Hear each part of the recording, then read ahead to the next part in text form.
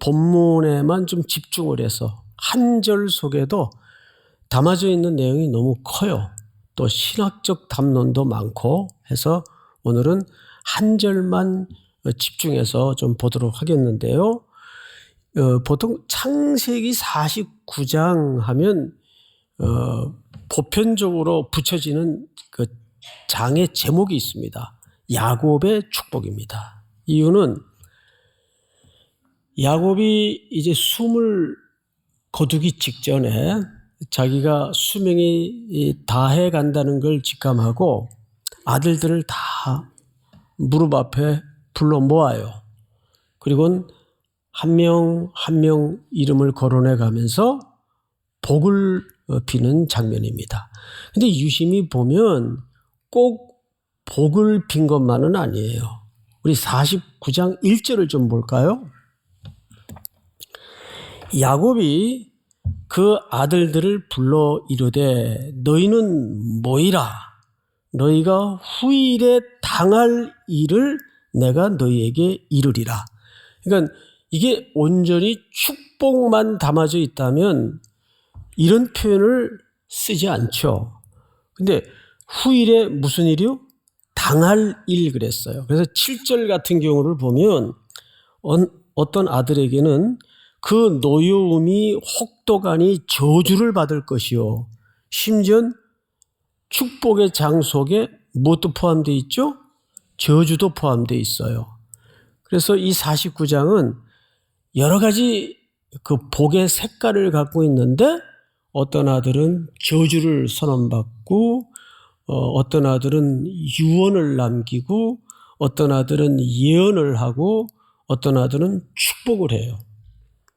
근데 대표적인 인물이 요셉의 순서에서 그 복을 빕니다. 오늘 본문이 그 첫 절이 되는 거죠. 근데 49장 1절을 다시 한번 보시면 우리가 놓치지 말아야 될 표현 하나가 눈에 띕니다. 뭐냐면 야곱이 그 아들들을 불러 이르되 너희는 어떻게 하라 그랬어요? 모이라. 죄송하지만 이 온라인으로 예배하는 모든 분들이 이번 기회를 통해서 현장으로 복귀하시기 바랍니다. 성경이 모이라 그랬어요. 모이라. 그리고 또 2절에도 뭐라 그래서 너희는 모여 들으라 그랬어요. 팬데믹 이후에 우리 교회 환경에 가장 큰 달라진 표정 하나가 온라인 성도가 엄청나게 늘었다는 거예요. 뭐 썩 그렇게 바람직한 현상은 아닌데 정말 몸이 아픈 분들 외에는 현장에 나와서 이 한 공기를 같이 마시면서 이 분위기를 같이 느끼고 이걸 영적인 스킨십이라고 하는데 그래서 모이기를 힘쓰라라는 성경의 권면이 다 이유가 있어요. 그래서 듣는 것도 12 아들들을 따로 그다음에 너 와.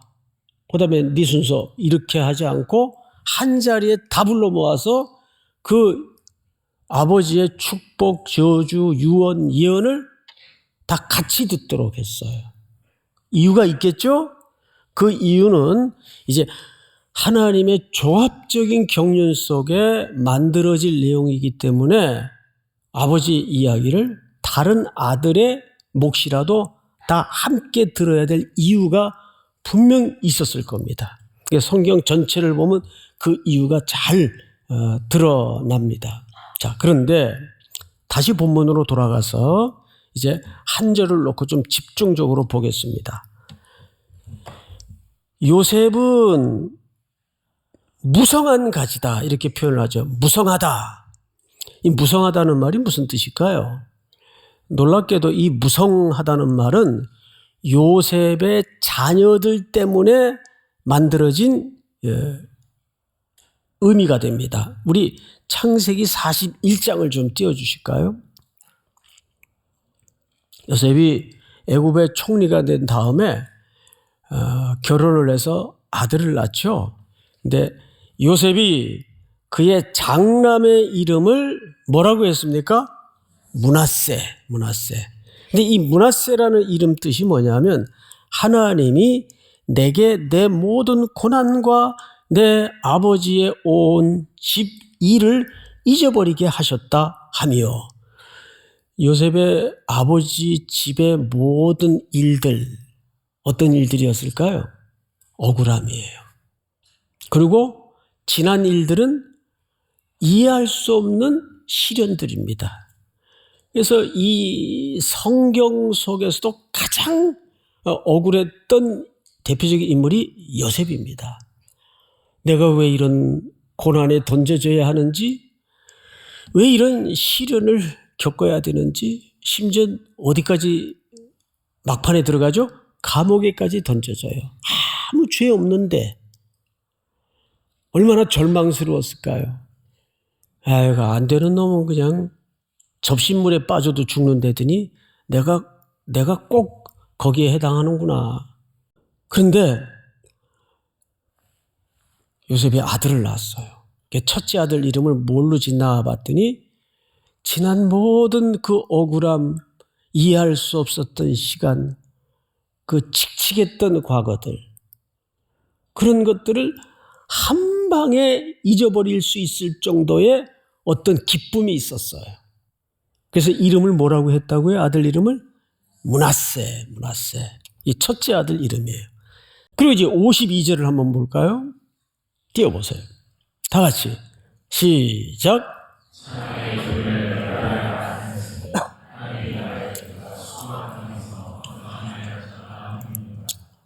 둘째를 낳았는데, 요셉은 이제 두 아들을 낳았죠. 둘째를 낳았는데 에브라임이에요.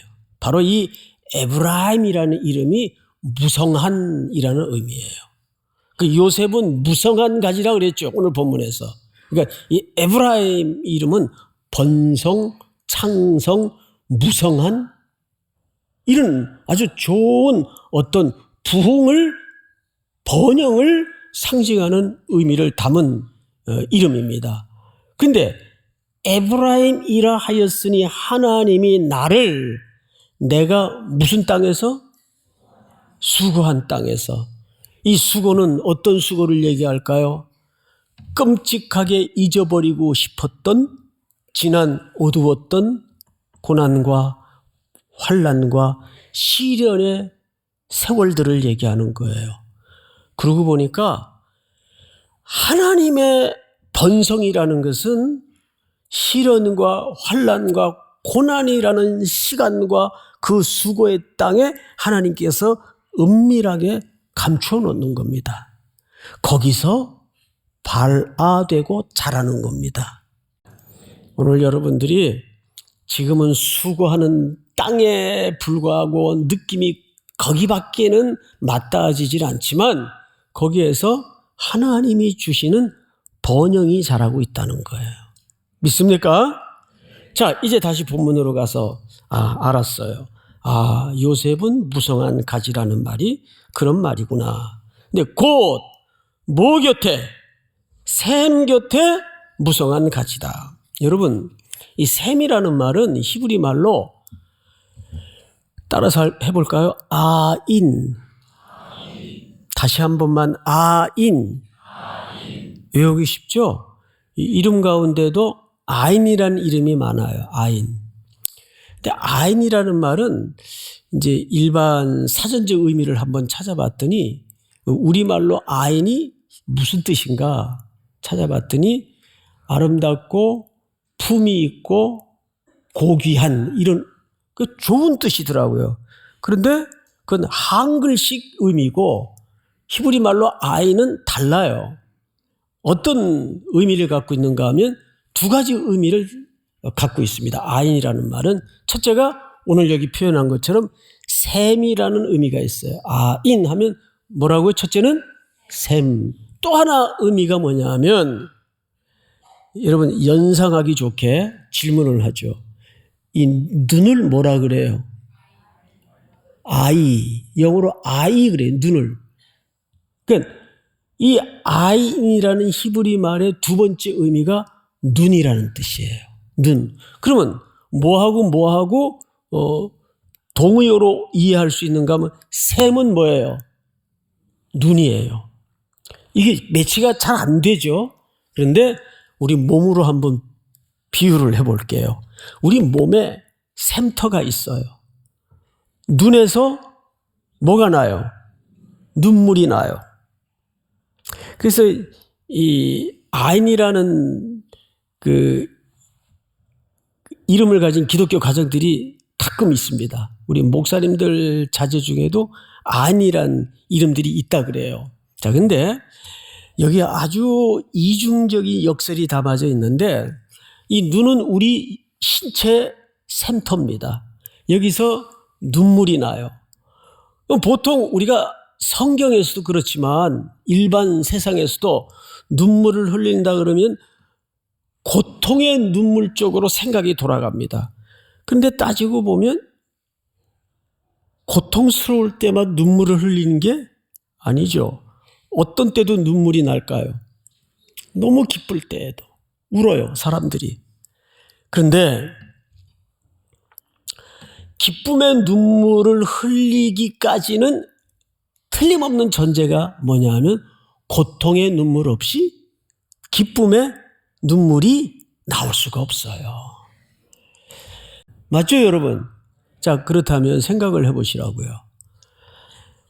놀랍게도 이 샘터, 육신의 샘터에서 고통의 눈물을 통해서 마지막에는 예수님이 우리에게 뭘 약속하셨어요? 계시록에 보면 그날이 오면 너희들의 눈에 흘렀던 눈물을 기쁨의 눈물로 바꿔줄 것이고 닦아줄 것이다. 슬픔과 고통과 오해와 억울함으로 점철되었던 얼굴에 자국난 눈물 자국을 닦아줄 것이다.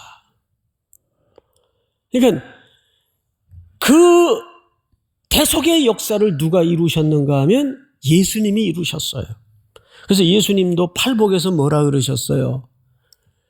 애통하는 자는 뭐가 있다 그래요? 복이 있다. 그런데 그 애통의 정점을 찍었던 분이 누구냐면 예수님이세요.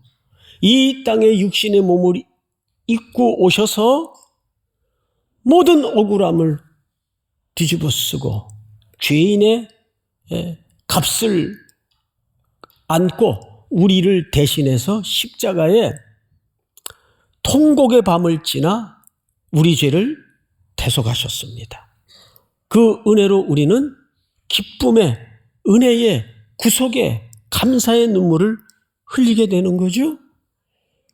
믿습니까? 그래서 애통하는 자는 복이 있다는 말은 그런 의미예요. 이제 그 삶의 역할을 누구에게 맡긴 거죠? 저와 여러분들에게, 요셉의 복을 누리는 우리들에게 그 삶의 원리를 맡긴 겁니다. 우리 요한복음 4장을 한번 보죠. 요한복음 4장, 내가 주는 물을 마시는 자는 영원히 목마르지 아니하리니 내가 주는 물은 그 속에서 영생하도록 솟아나는 뭐가 되리라? 샘물이 되리라. 예수님이 이미 우리에게 그런 마르지 않는 샘터가 되어주셨어요. 그리고 우리로 하여금 그 샘터의 삶을 살게 하시는 거죠. 그래서 요한복음 7장을 보면 이렇게 소개합니다. 이는 그를 믿는 자들이 받을 성령을 가리켜 말씀하신 것이라 예수께서 아직 영광을 받지 아니하셨으므로 성령이 아직 그들에게 계시지 아니하시더라. 다음 절 37절을 한번 좀 띄워주세요. 명절 끝날 곧 큰 날에 예수께서 서서 외쳐 이르시되 누구든지 목마르거든 내게로 와서 마시라.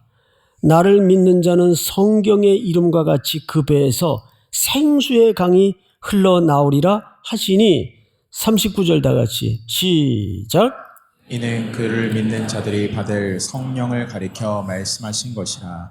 예수께서 아직 영광을 받지 않으셨으므로 성령이 아직 그들에게 계시지 아니하시더라. 사랑하는 성도 여러분, 번성하는 가지가 1차적인 목적이 아니라 우리가 먼저 어디에 심기워져 있어야 돼요? 그 샘 곁에 심기워져 있어야 돼요. 시편 1편에도 보면 시냇가에 심기운, 근데 그 심기운은 옮겨 심기운이라는 의미입니다. 시냇가에 옮겨 심기운 나무는 사계절 잎이 쇠하지 아니하고 결실한다 그랬어요. 그런데 시냇가에 심기우지 않은 나무는 가뭄이 오거나 바람이 불고 태풍이 불면 바로 날아가요. 그래서 결실도 할 수 없어요. 쇠하여져 버리고 맙니다. 이것이 그러니까 줄기의 문제도 아니고 나무의 문제도 아니라 어디의 문제예요? 어디 안에 있는가? 소속의 문제입니다. 이것이 이 세상 구조의 영적인 신뢰예요. 그래서 49장 22절을 다시 돌아가 보시면 이렇게 되어 있어요. 요셉은 무성한 가지 곧 샘 곁에 무성한 가지라. 그 가지가 어디를 넘어요? 담을 넘어요. 그럼 담이 뭡니까? 담은 요셉의 젊은 날 동안 이해할 수 없었던 수많은 요셉을 향한 공격을 얘기하는데 23절에 그 내용을 이렇게 소개합니다. 제가 읽겠습니다. 활 쏘는 자가 그를 학대하며 적개심을 가지고 그를 쏘았으나, 여기 활 쏘는 자, 근데 그 활 쏘는 자가 뭘 갖고 있어요? 적개심을 갖고 있어요. 근데 그게 이상한 게 아니에요. 생내적으로 예수님도 뭐라 그랬어요? 너희를 미워함이 아니요 나를 미워함이라. 세상은 예수의 영과 생명의 영을 싫어하게 돼 있어요. 어둠의 권세 잡은 자들은.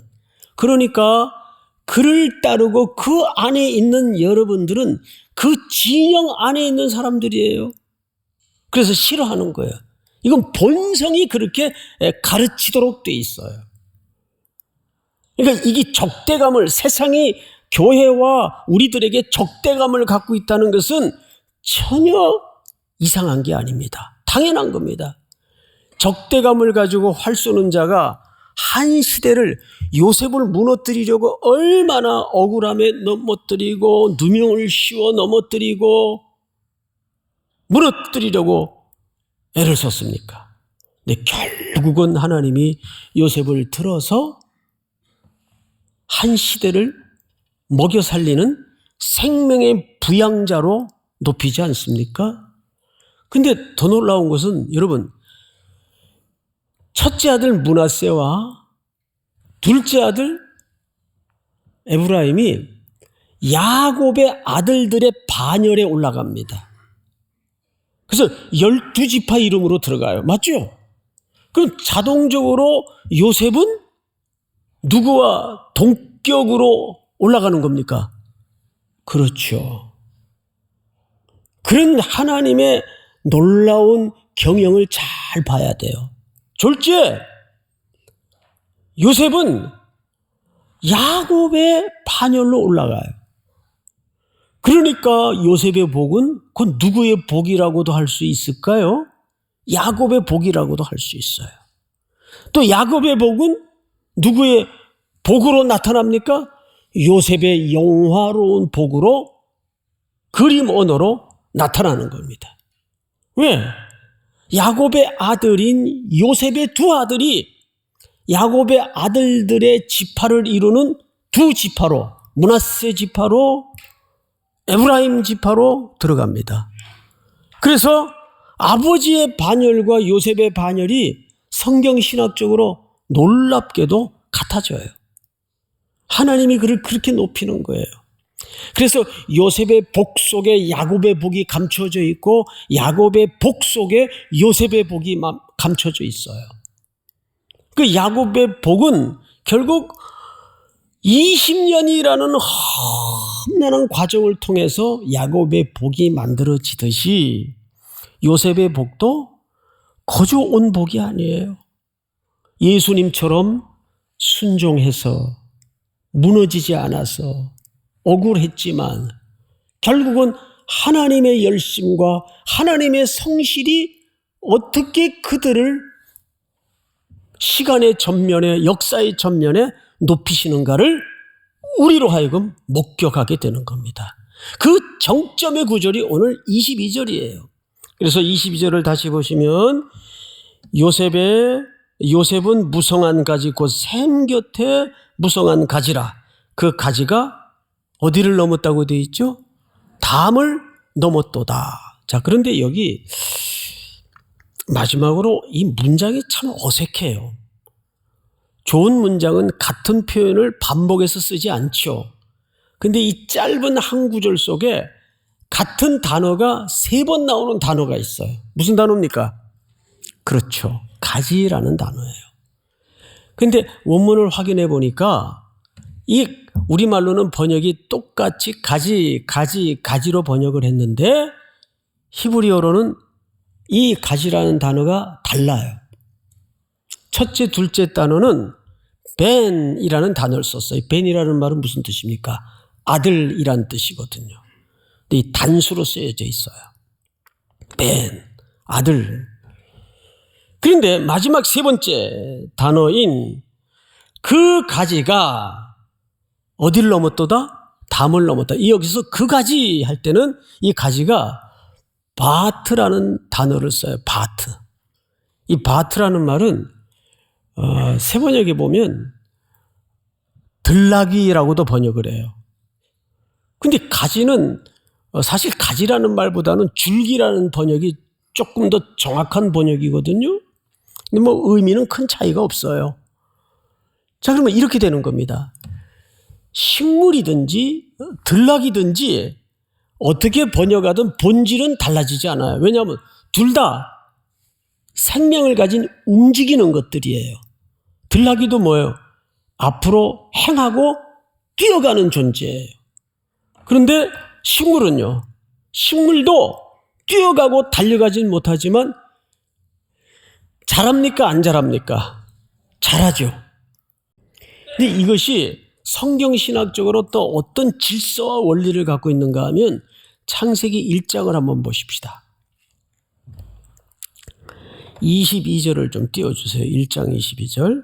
하나님이 그들에게 첫 아담이죠. 복을 주시며 이르시되 생육하고 번성하여 여러 바닷물에 충만하라. 새들도 땅에 번성하라 하시니라. 28절 시작. 하나님이 그들에게 복을 주시며 하나님이 그들에게 이르시되 생육하고 번성하여 땅에 충만하라. 땅을 정복하라. 바다의 물고기와 하늘의 새와 땅에 움직이는 모든 생물을 다스리라 하시니라. 그랬지만 이 명령은 인간의 죄로 죽음이 찾아오고 땅은 병들고 가시덤불과 엉겅퀴를 내기 시작했어요. 근데 기어코 하나님은 그 수고의 눈물의 과정을 통해서 하나님은 이 땅을 생명으로 가득 차게 하는 예수 그리스도 안에서 하나님의 생명이 꽃피우게 하는, 이것은 하나의 비유적 명령이었지만 결국 이 물리적인 번영의 과정을 통해서 하나님은 우리에게 무슨 명령을 사실하신 겁니까? 선교적 명령을 하신 겁니다.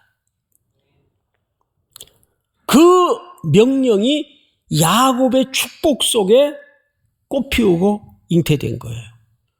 근데 이것은 단순히 놀라운 그 역사 속에서만 크게 벌어지는 일이 아니고 우리의 성도들 한 사람 한 사람의 인생 속에 똑같은 원리, 똑같은 질서로 나타나는 은혜입니다. 믿습니까?